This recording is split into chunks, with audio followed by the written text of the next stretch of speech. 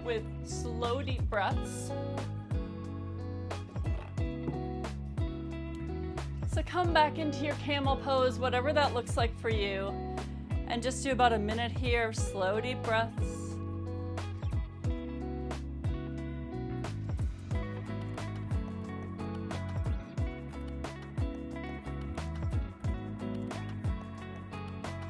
Really shine the heart. The heart is like that transformation point between these lower centers and the upper centers. So it's like all that physical body, you know, I need to survive. I need to like achieve and beat people. Like all that's in these lower centers. And then if you can get that energy up into the heart and mixed around, it can start to transform into those upper centers so that you can have more power in your mind. You can have more of a clear connection with spirit.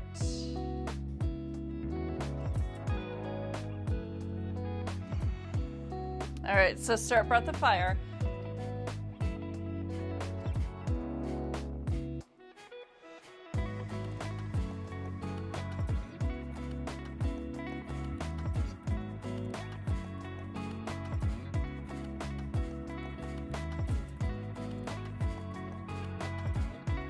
Really pump that air.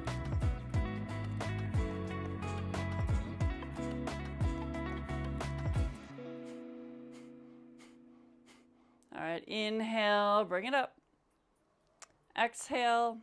It says come right to child pose, but we're not going to do that. Just come right onto rock pose to start.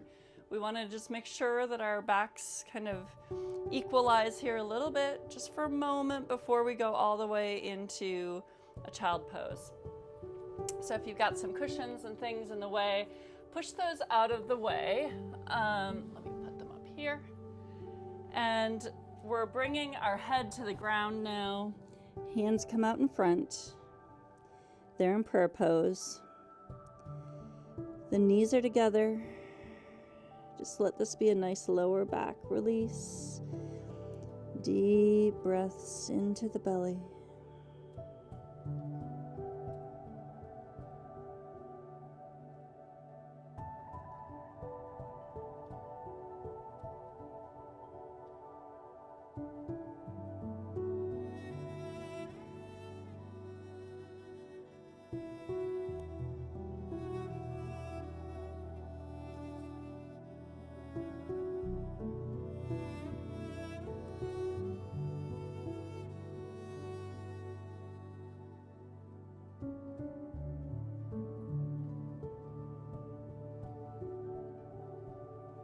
Keep the attention on the third eye.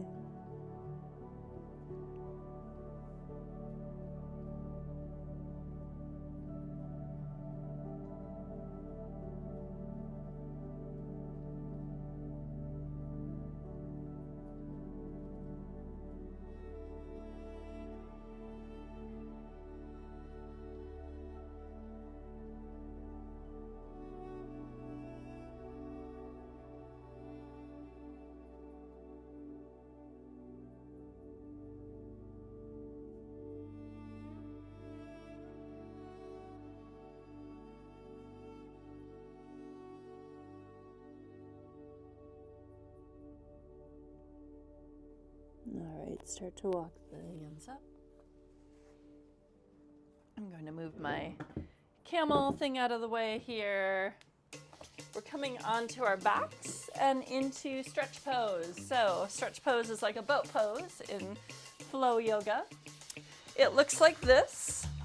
We are doing breath of fire here. Now, if this is too much, and I'm going to do it, stick your fists under your rump and do it like this. Breath of fire. If this is still too much, just do one leg at a time. And if even that's too much, just stretch your body as far as you can with your feet on the ground. But if you can do the full pose, go for it with the breath of fire.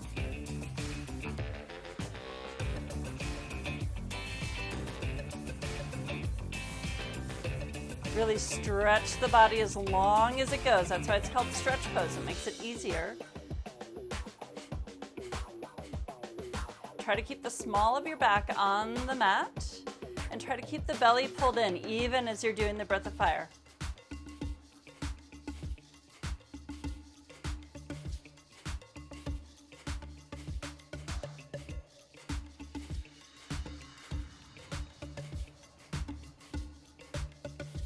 All right, now pull the legs in and bring them all the way out. And in and out. And in and out. You can still keep those hands under the rump if you like. And the feet can touch the ground. We just want to be controlled about the movement. Don't slam them on the ground when they come down.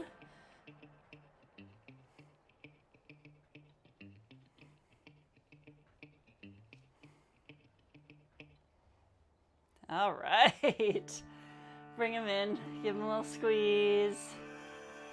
Yeah. All right, we're going into a sequence where we're doing shoulder stand and then plow, where our feet come behind our heads, and then back up to shoulder stand. And then we'll do that stretch pose and the legs again. So what I am going to do, and what you may like to do, is sometimes plow pose can be a lot for my back. So I'm just gonna stick my little cushion back there and let my feet rest on it when I come into plow pose. Now, if you don't need that, don't do it. Don't worry about it. I need to tell you, don't look around when you're up in shoulder stand. So if you need to look at me while we're going through this sequence, come down out of shoulder stand and then come back up. All right, here we go. And we're doing breath of fire. So bring yourself up into shoulder stand. You're holding yourself up with your hands under your hips, and you're making sure there's not a lot of pressure in the neck. So it's called shoulder stand because you want the pressure there. And we're doing breath of fire. Here we go.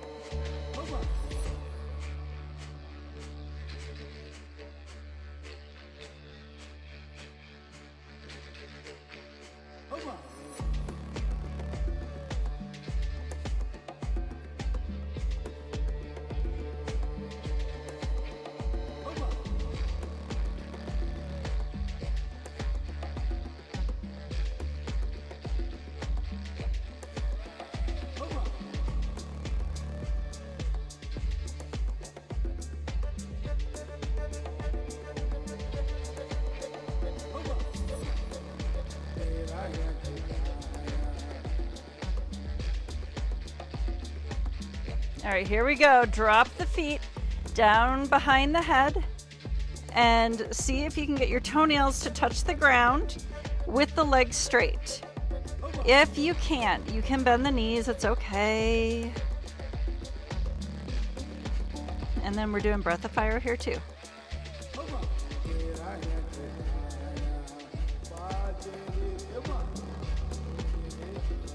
Now this one, if you've eaten any time recently, is really probably going to make you nauseous. So hopefully you have been fasting for at least 2 hours before doing this practice.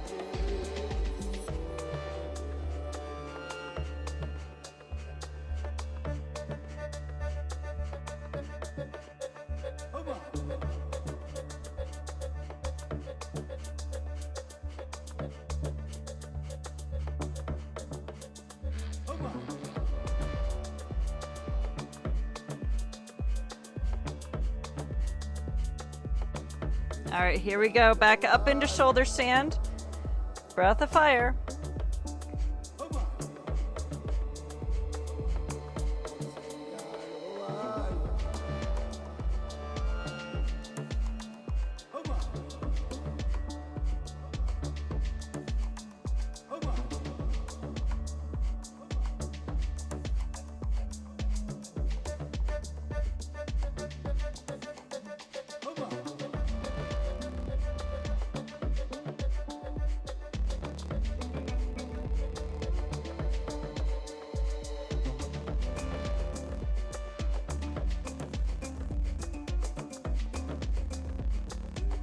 All right, let's roll all the way down. If you had a cushion, you're probably going to want to move the cushion because we're coming back into stretch pose. All right, here we go. So right away, come into your stretch pose, whatever that looks like for you. Keep the breath of fire going.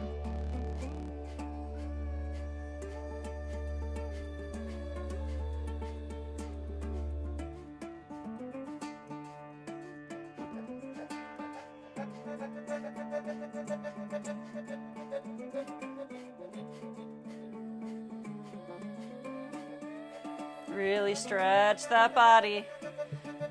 Keep the lower back on the ground. Keep the belly pulled in.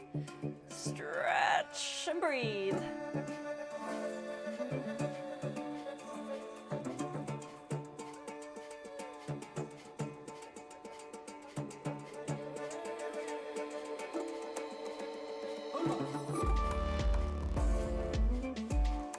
We're almost there in this one.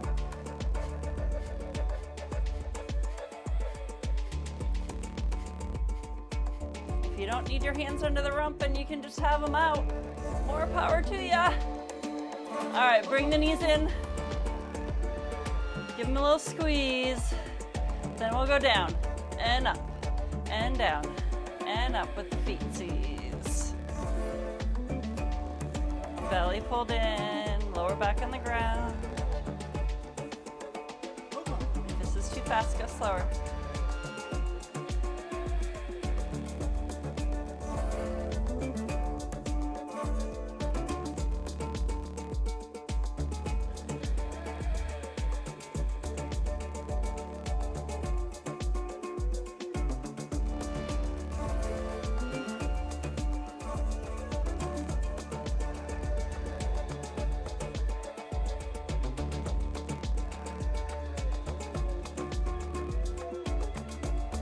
Really activating the belly energy here so we can pull it up. If the energy gets stuck down in here, we are just beholden to every whim that our body has, and we don't want that. All right, bring the knees in, give them a squeeze. Rock side to side a little bit. Oh, it's so good. All right, we're moving on to page 2 of the Kriya. This is where we start rolling around on our bellies. We're not going to roll quite yet. We're coming into like a lotus pose. So that's where we're on the belly. Whew. The hands come behind the back.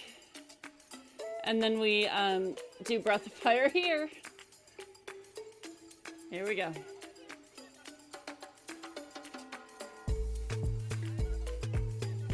Try to interlace the fingers and pull the arms up. You don't want to do it so that it hurts or anything, but you're trying to open that chest. Legs are straight behind you. If you can, the feet are together. The neck is open.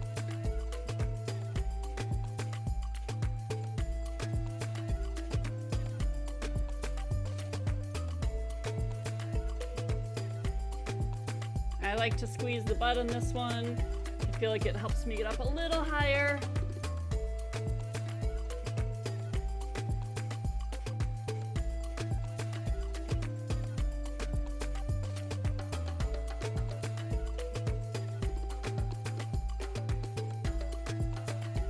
All right, bring it down.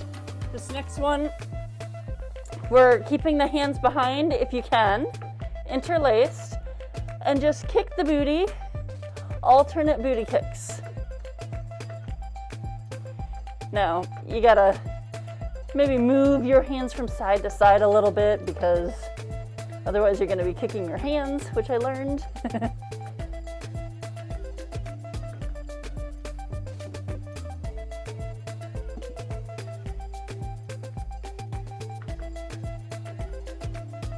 There's 2 more exercises and then a nice little chant at the end to release any lower back stuff.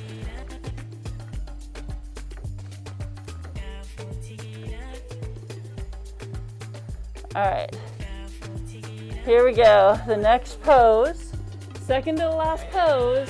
If you're able, come all the way into bow. If you need like a strap or something, I should have said that at the beginning. You could do a strap Or if you can't make this shape, you could do like a parachute kind of a looking thing. But if you can grab the ankles, and then we're rocking and rolling.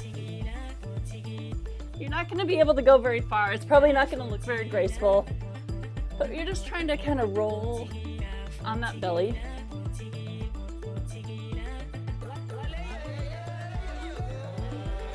Do the best you can.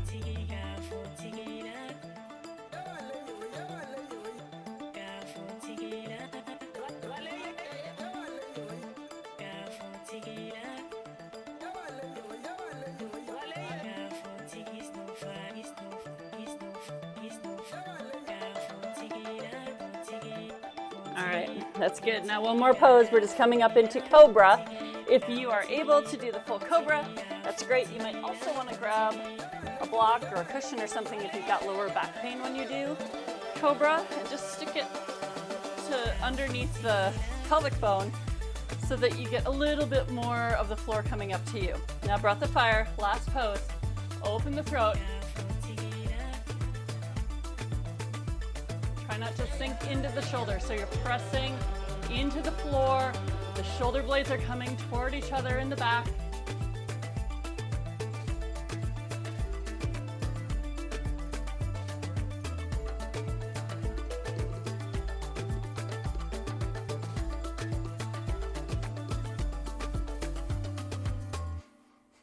Inhale. Exhale, come back to a seat on your heels. Don't go all the way into child's pose. All right, then we're gonna transition into a little like butterfly pose. So sit on your bum, feet come to touch in front of you. Legs are kind of like an open book.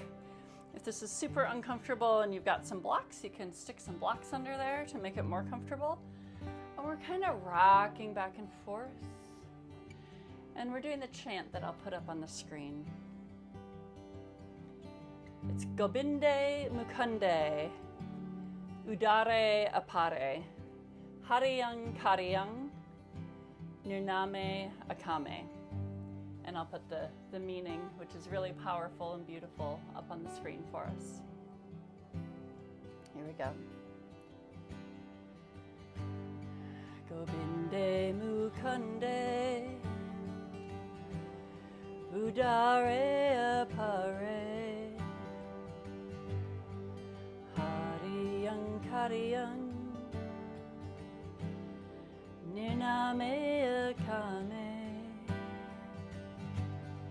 Gobinde Mukunde, Udare Apare, Hariyang Kariyang, Nirname Akame. Gobinde Mukunde, Udare Apare, Hariyang Kariyang, Nirname Akame. Gobinde Mukunde, Udare Apare, Hariyang Kariyang, Nirname Akame.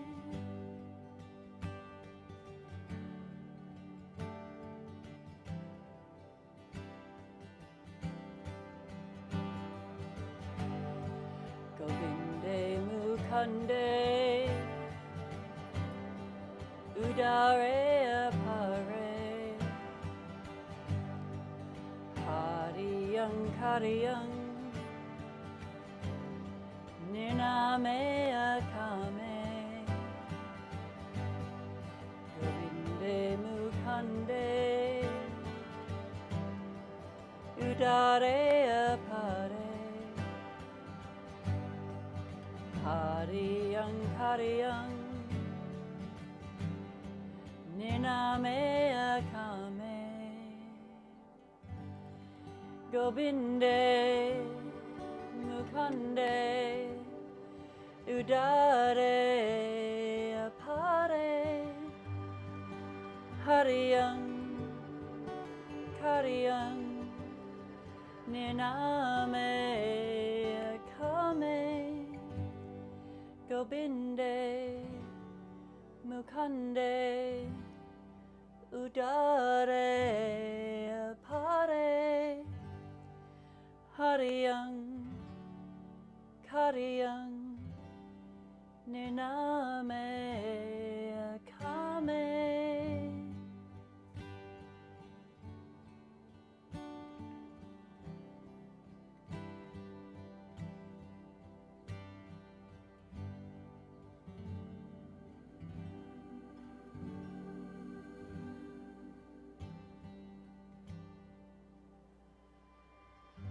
Take a deep breath in.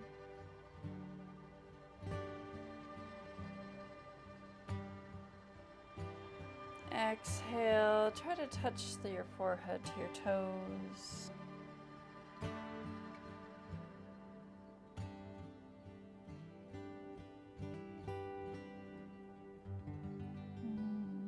Let's bring the head back up. Beautiful. All right, let's just say our Satnam and our little blessing at the end. So bring the hands into the chest. Let's breathe in, breathe out, and chant Satnam. Inhale. Exhale. Inhale Satnam.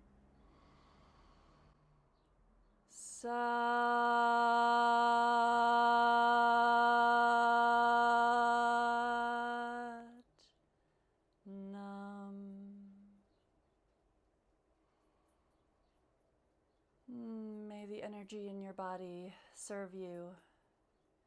May you have clarity of mind, connection with spirit, and of course joy in your heart. Satnam, my friends, thank you for joining. Let me know what you think about this Kriya. I don't know if you think it's as challenging as I thought it was when I first did it, and then I still think it's pretty challenging now. So it'll be interesting when I get to the 40 days. I was thinking maybe I would do another video at 40 days, and maybe I'll be able to lie all the way back on the ground in that one pose, that kind of reclined fish pose. So we'll see. Stay tuned. Satnam, my friends.